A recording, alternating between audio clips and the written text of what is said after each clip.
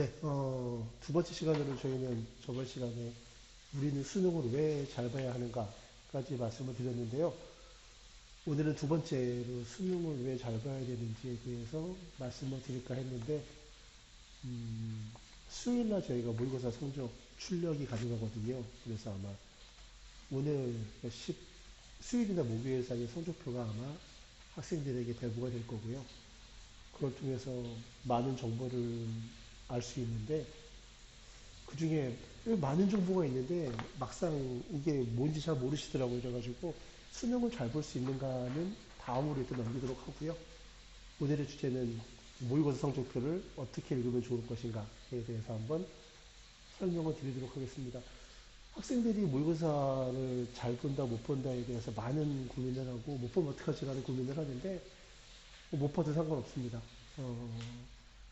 모의고사를 잘 보냐 못 보냐에 따라서 이 학생이 어떠한 방향으로 저희가 대입을 지도해야 되는지 그런 거에 대한 고민을 했을 때 길라잡이가 되는 거지 모의고사를 못 본다고 대학을 못 가는 것도 아니고요.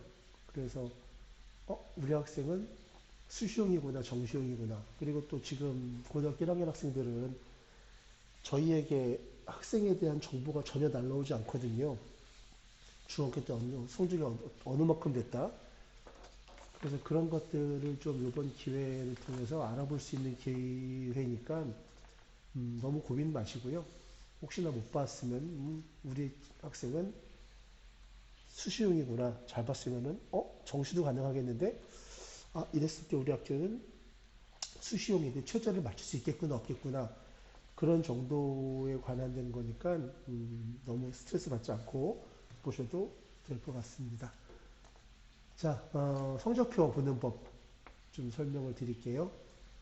좀 하나 죄송스러운 건 성적표가 21년 건데 업데이트를 좀 못했네요. 약간 요거랑 다를 거예요. 근데 거의 대동소이하기 때문에 예전 거를 그냥 설명을 드리겠습니다. 맨 처음 보시면은 요게 나올 겁니다. 원점수.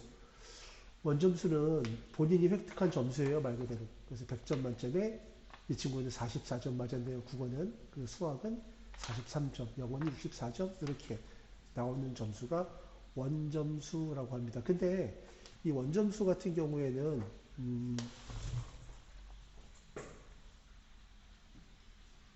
요 과목과 요 과목은 원점수 자체가 등급으로 나오기 때문에 요 두 과목은 원점수가 상당히 중요하겠죠. 상대평가가 아닌 절대평가로 나오기 때문에. 근데 요거 두 개는 원점수가 그럴 수 있겠죠. 내가 70점을 받았는데 저보다 잘 본 애들이 되게 많아요. 그러면은 성적은 떨어지겠죠. 반대로 70점 받았는데 저보다 잘 본 애들이 얼마 없어요. 성적은 올라가겠죠. 그래서 요 원점수는 사실은 크게 의미는 없습니다. 근데 없지만 근데 저는 여기서 하나 의미를 찾긴 하거든요. 뭐에서 찾냐 하면은 저는 요거에서는 제가 좀 의미를 찾습니다. 요건 당연하고요. 그래서 요거에서 왜 제가 의미를 찾는지에 대해서는 이 영상 끝자락 중에 설명을 드리도록 하겠습니다. 그래서 원점수라는 거는 영어와 한국사를 제외하고는 큰 의미가 없는 점수가 되겠습니다. 자, 두 번째, 이제 여기서부터 이제 모르시는 게 나올 건데요. 표준 점수라는 게 있습니다. 표준 점수. 이 표준 점수는 뭐냐면은 이게 문항별 난이도를 반영을 한 거거든요. 그래서 자, 똑같은 A란 학생, B란 학생이 똑같이 70점을 받았어요. 원점수로. 근데 A 학생은 어려운 거를 많이 맞히는 70점이었고요. 즉, 이 친구는 실수가 많았죠. 근데 B 학생은 쉬운 거를 많이 맞추고 어려운 걸 틀렸어요. 그러면 A 학생은 난이도가 높은 거를 많이 맞은 거고, B 학생은 난이도가 높은 거를 많이 틀린 거죠. 그러면은 A 학생은 이 학생이랑 점수가 똑같이 나왔지만 표준 점수가 높게 나옵니다. 어려운 걸 많이 맞히면. 그래서 이 표준 점수라는 거는 어려운 걸 많이 맞출수록 점수가 올라가게 되어 있어요. 반대로 어려운 거를 많이 틀리게 되면 표준 점수는 떨어지게 되어 있습니다. 자, 근데 이거를 보시게 되면요.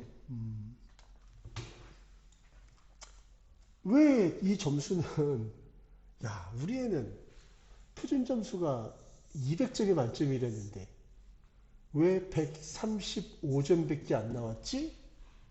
200점 만점인데 이런 우리 애 공부 진짜 안 했네 라고 생각하시면 안 되고요. 표준 점수가 혹시나 국어랑 수학에서 135점이 넘었다면은 이 학생 성적 정말 좋은 겁니다.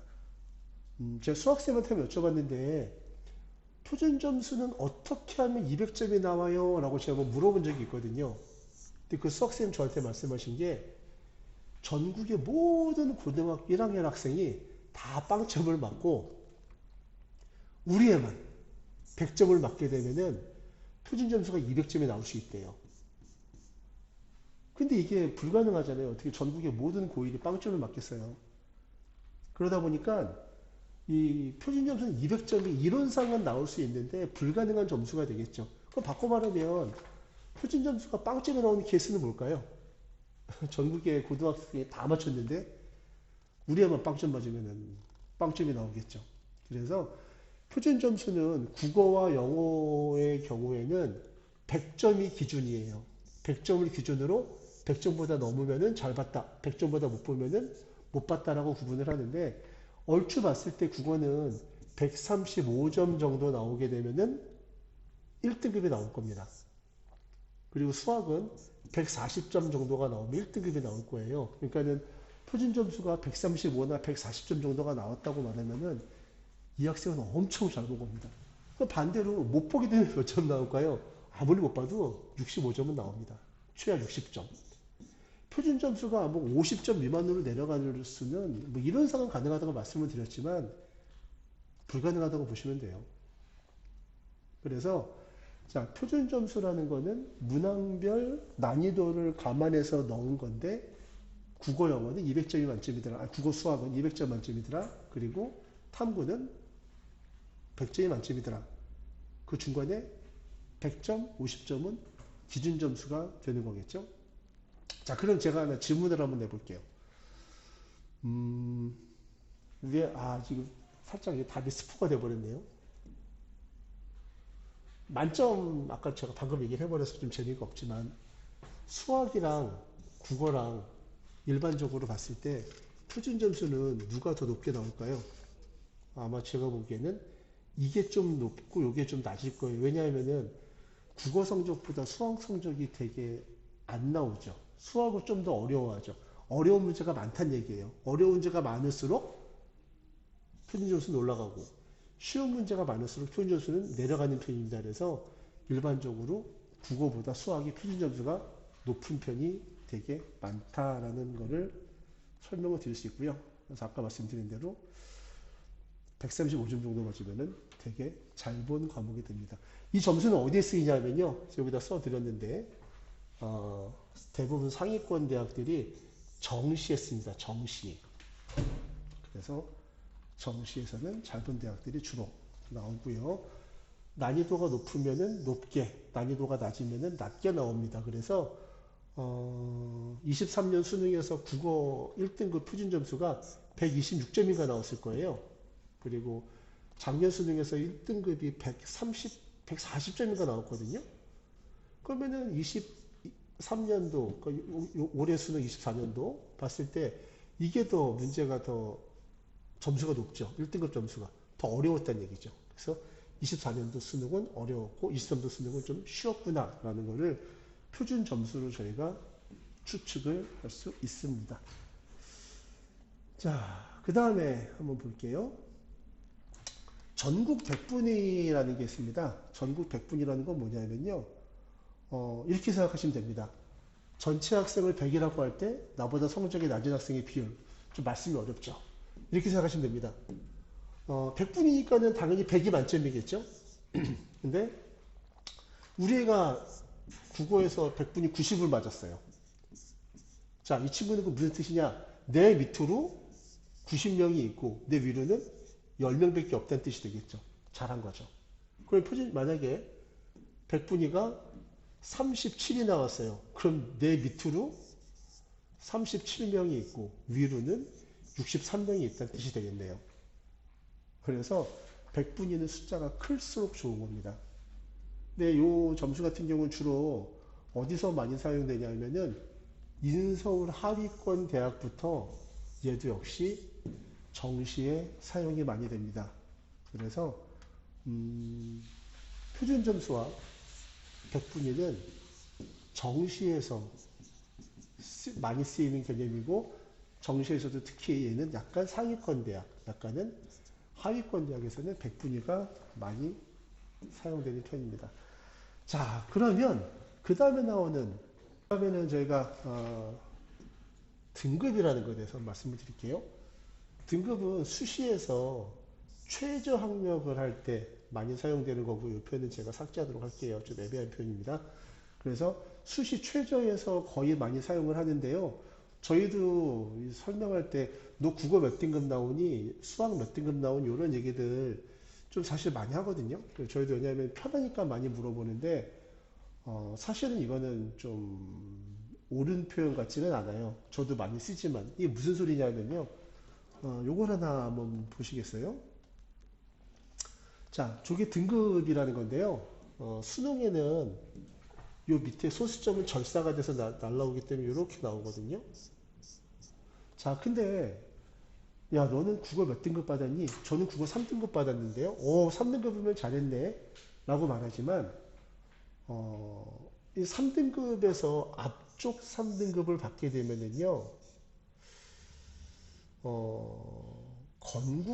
건국대까지도 가능할 것 같아요. 상황에 따라서는. 물론 저 대학은 표준조를 쓰지만. 근데 뒤쪽 3등급을 받으면은 서울여대가 만만치 않을 것 같은데요, 저는. 그러면 건국대부터 서울여대까지 사이에 얼마나 많은 대학이 있는데 너 3등급이니? 몇 등급이니? 3등급인데요? 좀 애매하죠. 그래서 이 등급이라는 표현은 사실은 잘 안 쓰시는 게 좋아요. 등급은 뭐에만 쓰는 거라고 그랬죠? 수시에서 최저 맞추는 데만 쓰는 거다 라고 말씀을 드렸는데 저희만 해도 그런 표현을 많이 쓰거든요. 그냥 습관처럼 많이 쓰는데 그럼 아까 막 뭐 바꿔서 말씀을 드리면 그럼 요거 한번 볼까요? 너 수학 몇 등급이니? 2등급인데요? 야, 2등급 95면은요 서성까지도 도전이 가능할 것 같아요. 과에 따라서는. 근데 89에 해당되는 2등급이면 아까 말씀드린 건국대. 그럼 서성부터 건대까지 사이에 많은 대학들이 만큼 나오겠죠. 그래서 우리가 얘기할 때 몇 등급이냐라는 표현은 가급적이면 좀 안 쓰는 방향으로 했으면 좋겠습니다. 그래서 등급이라는 건 뭐다? 최저 학력을 체크할 때 쓰는 개념이다. 라고 생각하시면 괜찮을 것 같습니다. 그 다음 한번 넘어가 볼게요. 성적표 부분은 아까 말씀드린 대로 영어, 한국사 같은 절대평가 과목이 있고요. 그리고 과목 중에는 상대평가 과목도 있습니다. 절대평가라는 거는 일정 점수가 넘으면 무조건 그 등급을 주는 거죠. 앞에 100명이 있든 10명이 있든 1명이 있든 똑같은 점수 주는 게 절대평가. 절대평가에 해당되는 과목은 한국사, 영어, 제2외국어가 있습니다. 요거는 그래서 내가 전국에서 몇 등을 했는지는 중요치 않고 내가 몇 점을 맞았는지가 중요한 거, 이걸 우리가 절대평가라고 부르고요. 상대평가는 이거 좀 냉정한 거죠. 한 줄로 줄을 쫙 세워가지고 너는 몇 번째인지, 이게 국어, 수학, 탐구 과목들이 상대평가에 해당되는 과목이 되겠습니다. 자, 그러면 또 성적표를 다시 한번 넘어가 볼게요. 요 구간은 뭐 특별한 내용이 없는 구간이라고 생각을 해서요. 요거는 설명드리지 않아도 된다고 생각을 하시고, 저는 사실 우리가 요 구간을 많이 보는데 오늘은 이 구간을 좀 한번 설명을 드리고 요 구간을 좀 자세하게 보셨으면 좋겠다라는 설명을 한번 드리도록 하겠습니다. 영어 같은 경우 한번 볼게요. 영어 같은 경우에 보면은요, 우리가 오늘 말씀드려서 좀 봤으면 좋겠다고 생각하는 거는 요겁니다. 요거 정답률이라는 거. 이게 정답률은 보면은 밑에 이렇게 써 있는데요.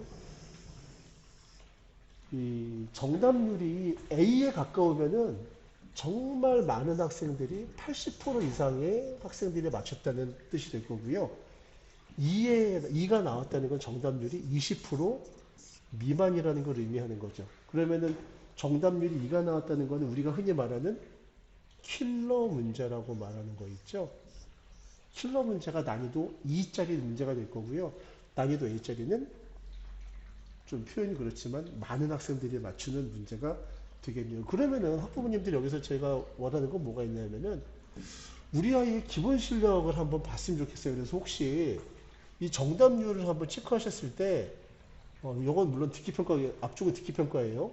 근데 중간으로 넘어갈수록 이런 문제 있죠. 난이도가 A나 B짜리.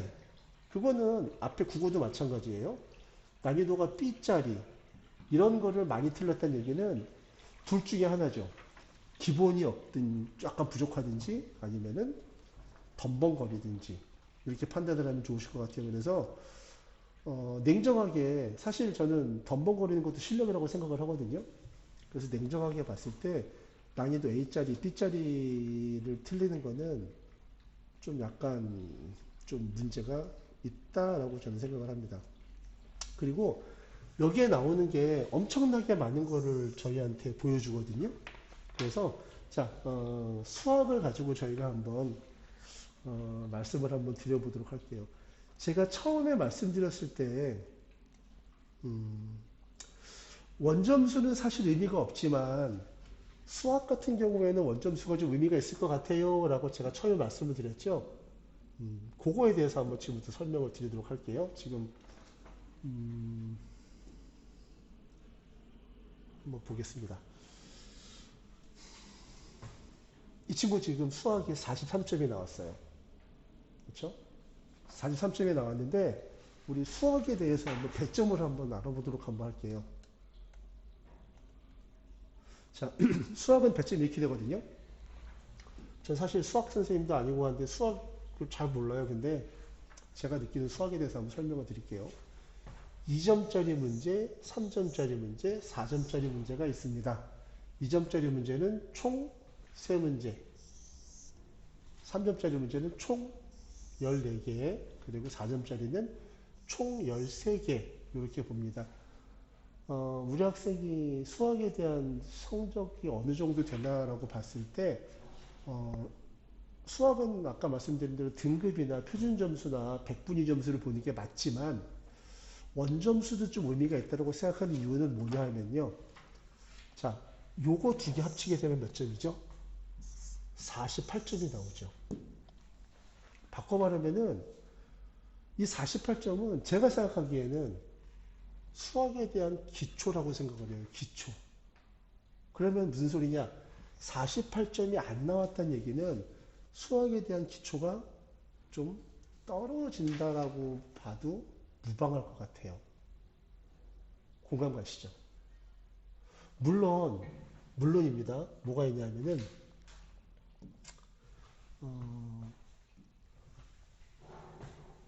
3점짜리 문제가 있고 4점짜리 문제가 있어요. 근데 3점짜리 문제의 난이도가 이만큼 있을 거고요.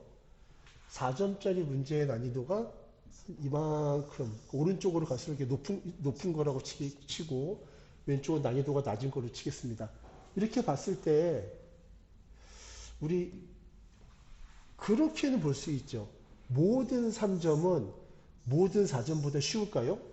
그건 또 아니겠죠. 일부 3점은 어렵기도 하고 일부 4점은 쉽기도 하겠죠. 요 구간까지는 제가 봤을 때 요 구간까지는 맞춰줘야지 얘는 우리 애가 수학을 좀 하는구나 라고 좀 볼 수 있을 것 같아요. 바꿔 말하면 요 구간보다 좀 안 나오게 됐을 때는 수학에 대해서 좀 시간을 좀 더 많이 투자해야 되지 않을까 라는 생각이 들거든요. 그래서 수학 점수가 제 생각이에요. 이건 100% 제 생각인데 56점이나 60점은 나와줘야지 어느 정도 원점수를 말씀드리는 거예요. 좀 기본이 있다라고 생각을 할 수 있지 않을까라는 생각이 들거든요. 이거를 저는 면담할 때 어떻게 학생들 설명을 하냐면은, 4점짜리는 누가 봐도 어려운 거잖아요. 그렇죠? 특히 이 구간에 있는 문제는 어려운 거고, 특히 이 구간은 우리가 흔히 말하는 킬러 문제라고 말하는 어려운 문제의 구간이 될 텐데, 이거는 사실 저희가 제껴놓는다고 치죠. 킬러 문제가 22번, 30번 아마 이렇게 될 거예요. 이 두 문제는 물론 킬러 문제 없앤다 이런 얘기도 나왔지만 실제로 이번에도 킬러 문제 나왔고요. 그럼 이 두 개를 빼면은 엄밀하게 말하면 92점이 만점이죠. 제가 원하는 건 뭐냐면은 2점, 3점짜리는 최소한 다 맞춰야 되지 않겠나 이거를 말씀드리는 거예요. 그러면은 어떻게 볼 수 있냐? 제가 좀 학생들한테 면담할 때 아름다운 점수, 이쁜 점수라고 말하는데 이쁜 점수는 88, 84, 80, 76, 72, 68, 64 이렇게 나오는 점수. 눈치 있으신 분들은 파악을 하셨죠. 저 문제들의 공통점은 4점씩 떨어져 나가는 거. 근데 만약에 이 친구가 뭐 77점이 나왔어요. 아니면은 82점이 나왔어요. 그럼 이거는 무언가 3점짜리를 틀렸다는 얘기죠. 저거는 사실 이쁜 점수는 아니에요. 그래서 이쁜 점수가 나오려면 전 이런 걸 이쁜 점수라고 좀 판단을 하고 있거든요. 즉 수학에 대해서 우리가 원점수는 별로 쓸모가 없다라고 말씀을 드리지만 아무리 그래도 수학에서는 최소한 몇 점 정도는 받아야 되냐면은 이 구간까지는 좀 맞았으면 좋겠어요. 최소한 48점. 조금 욕심내면은 60점 정도가 나왔을 때, 이게 수학이 좀 괜찮구나, 라고 생각을 할 수 있다고 판단을 하기 때문에, 혹시 요 점수보다 밑으로 나왔을 때는 수학에 대한 좀 더 많은 노력이 필요하지 않을까라는 생각을 저는 개인적으로 한 번 정도 해봅니다. 그래서 수학은 학부모님들 같은 경우에 원점수도 한번 꼭 좀 봐주셨으면 좋겠어요. 물론 원점수가 다 맞게 돌아가는 건 아니에요. 하지만 원점수에 대한 고민도 한번 해보셨으면 좋겠습니다. 이 친구 보다 보니까 수학 성적이 좀 안 좋은 친구인데 이게 난이도 2짜리 맞았네요. 이거 어떻게 맞았을까요? 이거 찍어서 맞췄죠. 왜냐하면 난이도 저희가 말하는 킬러 문제라는 거는 뭘 의미하냐면은 정답률이 5%도 안 되는 문제들. 정말 이거는 웬만큼 사교육을 하지 않고 해결 안 되는 문제들을 킬러 문제라고 저희가 얘기를 하거든요. 요런 거요. 22번 문제가 정답률이 1.4%. 이게 1.4, 이게 만약에 객관식이면은 정답률이 20% 나왔을 거예요. 나도 찍고 쟤도 찍고 얘도 찍으니까요. 근데 그렇게 찍지 못하고 주관식으로 딱 나와버리니까 정답이 1.4% 나오는 거죠. 그래서 저는 사실은 킬러 문제가 있었으면 좋겠어요. 표현이 좀 그렇지만 킬러 문제가 두 개가 있어서 차라리 만점을 92점으로 해서 우리 학생들이 88점이나 84를 받아서 수학 3등급, 2등급 받아서 최저를 맞췄으면 좋겠는데 킬러 문제가 없어졌을 때 걱정되는 건 뭐냐면은 어중뛰게 어려운 문제가 한 5개쯤 나오는 거죠. 그랬을 경우에 우리 학교 학생들 만점이 80점으로 바뀌는 경우가 생길지도 모르겠어요. 이거는 아까 말씀드린 대로 저의 개인적인 생각이니까 좀 낫다라고 뭐 강조는 못 드리겠는데 좀 그런 생각을 한번 좀 해봤습니다. 마지막으로 요거는 이제 3학년 성적표라서 탐구 이렇게 나왔는데요. 1학년 이렇게 안 나오고 여기 사회, 과학 이렇게 나왔을 거예요. 근데 요거는 아무 의미 없습니다. 요거는 잘 보면 기분 좋은 거고 못 봤다고 말 큰일 났다. 왜 이거는 저도 지리를 가리키고 있지만 사탐 과탐이라는 거는 영속성이 있는 과목은 아닌 것 같아요. 영속성이라는 건 뭐냐? 국어, 영어, 수학처럼 특히 영어, 수학처럼 매일매일 해야 되는 과목이 아니기 때문에 제가 보기에는 저거는 큰 문제는 없을 것 같습니다. 어, 마지막으로 하나 드리고 싶은 건 요건데요. 아까 제가 정답률이라는 말씀을 한번 드렸죠. 정답률을 봤을 때 요 구간 영어, 요 구간은 정답률이 항상 이렇게 나옵니다. 디디디디디디디 나오죠. 요게 12문제, 저는 그냥 학생들한테 30번부터 40번까지 문제가 D 구간이야, 어려운 구간이야 라고 얘기를 하거든요. 그럼 문제 풀려면 여기는 제일 마지막에 풀면 좋겠죠. 왜? 이거 다 틀리고 이게 12문제잖아요. 12문제에서 찍으면은 최소한 2개는 맞겠죠. 그러면 한 7.5점 정도 나온다고요? 그러면 나머지 문제를 제대로 풀어서 70점 받고 거기에 찍어서 5점 받으면 75점이 나오겠죠. 그러면은 3등급이 나옵니다. 그래서 문제 푸는 것도 요 구간을 좀 나중에 푸는 게 좋거든요. 항상 요게 어려운 문제가 나오기 때문에. 그러니까 정말 디디디디디 나오죠. 그래서 이런 방법도 한번 고민을 해보셔야 되고요. 학생들도 문제 풀 때. 그리고 아까 말씀드린 대로 난이도 A짜리들은 B짜리들은 절대 틀리시면 안 되는 문제들이에요. 요거 틀리시면은 아마 좀 앞서 나가는 수업보다는 복습하는 게, 기초부터 복습하는 게 좀 낫다 싶은 생각을 한번 해봅니다. 우리 아이의 정시 진학 가능 대학은 어떻게 될까요?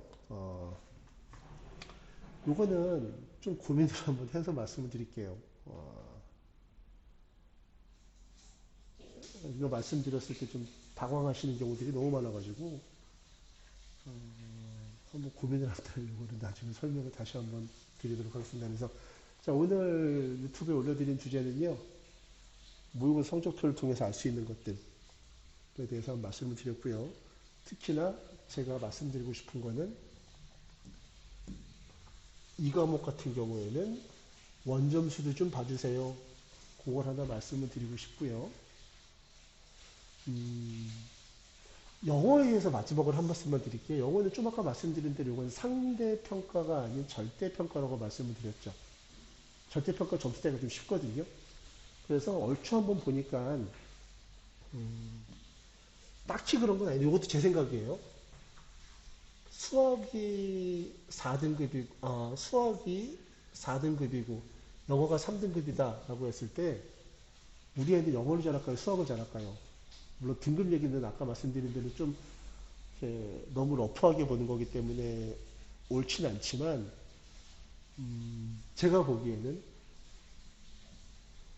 영어 3등급, 수학 4등급 이거 두 개는 똑같은 실력이라고 봅니다. 왜? 얘는 상대평가를 통해서 싸워서 4를 받은 거고 절대평가를 통해서 받는 거거든요. 보통 보면은 아까 말씀드린 대로 이것까지 한번 보고 다시 한번 마무리를 짓도록 드릴게요. 자, 요거 보셨었죠, 아까. 요거. 이 영어, 수학 1등급은 4%인데, 그리고 누적으로 따지면 2등급은 11%까지가 되겠죠. 숫자가. 누적입니다, 누적. 근데 영어는 절대평가라서 얘보다 좀 쉽게 나오거든요. 그래서 모의고사 보면은 1등급 받는 학생들이 한 7%에서 쉬우면 10%까지도 나오더라고요. 그리고 2등급 받는 학생을 보면은 한 얼추 한 20%까지 한 10% 후반대부터 20% 정도까지가 나오는 경우들이 있더라고요. 그럼 바꿔 말하면 20%를 받았으면은 냉정하게는 3등급을 받아야 되는데 절대평가이기 때문에 2등급을 받는 거죠. 그래서 뭐 영어 성적과 수학 성적을 이렇게 단순하게 비교한다는 것 자체는 좀 불가능하지만 전 학생들한테 얘기할 때 수학 성적에다가 플러스 1 하면은 영어 성적일 거야 라고 얘기를 하거든요. 그러니까는 제가 말씀 잘못드렸네요. 영어 성적에다가 플러스 1을 하면은 그게 네 진정한 성적이라고 생각해 라고 전 얘기를 하거든요. 절대평가이기 때문에. 그래서 오늘 드릴 말씀은 그 정도까지 드리고요. 그래서 오늘 좀 뭐 난이도 A, B, C, D 이런 거에 대해서도 한번 고민해 보시고 수학 원점수는 몇 점 정도 나왔으면 좋겠는가. 그리고 우리 학생은 A, B, C, D를 통해서 기초가 있는지 덜렁거리는지 수학은 원점수 0점이 나왔죠? 홀수 점수가 나오면 안 되겠는데 이런 것들에 대해서 한번 고민을 해보시는 기회가 됐으면 좋겠고요. 아마 이거를 바탕으로 모의고사 성적표 보시는 데 좀 도움이 됐으면 좋겠습니다. 오늘 여기까지 말씀드리고요. 다음에는 다시 원래대로 돌아가서 수능을 잘 보는 방법에 대해서 한번 고민해 보도록 하겠습니다. 여기까지 마치겠습니다.